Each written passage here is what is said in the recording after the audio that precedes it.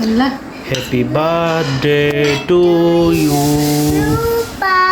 Happy birthday. ডায়েটে থাকাকালীন কি সব খুশি বাদ দিতে হবে? একদম না। আপনারা জানেন আমি ডায়েটে আছি।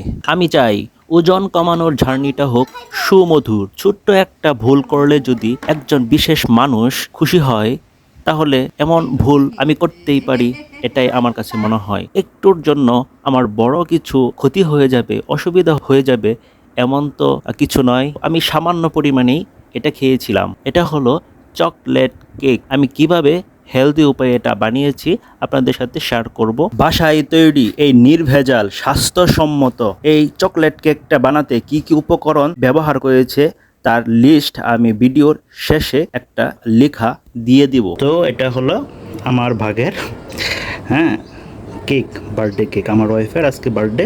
কেকের উপরে আছে, তারপর আমি দিলাম ঘি, খাঁটি ঘি, আর দিলাম কোকোনাট অয়েল, আর সাথে আছে কাঠবাদাম। তো আজকে একটু অনিয়ম, কিন্তু অনিয়ম করলেও চেষ্টা করছি যে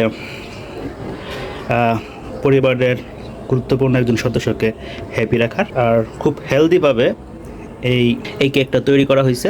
কারণ কাকা মাক্কা পাউডার দেওয়া হয়েছে, খাঁটি লাল চিনি সামান্য পরিমাণ দেওয়া হয়েছে, তো বেকিং সোডা দিয়ে তারপর এটা করা হয়েছে। যতটুকু হেলদি করে বানানো যায় ঠিক ওইভাবে এটা তৈরি করা হয়েছে। Happy birthday to my wife. Fat অ্যাডাপ্টেশনের বা অষ্টম দিনে একটু সামান্য ভুল বা চিট মিল ধরা যায়, আলহামদুলিল্লাহ। উপরে ঘি আর নারিকেল তেল দেওয়ায় এটা বেশি খেতে পারিনি, কিন্তু অনেক মজা লেগেছে ঘি আর কোকোনাট অয়েলের ফ্লেভারের কারণে। তারপর রেখে দিছি। বাসায় তৈরি এই নির্ভেজাল চকলেট কেক তৈরি করার জন্য যেসব উপকরণ ব্যবহার করা হয়েছে তার তালিকা আমি লিখে দিলাম।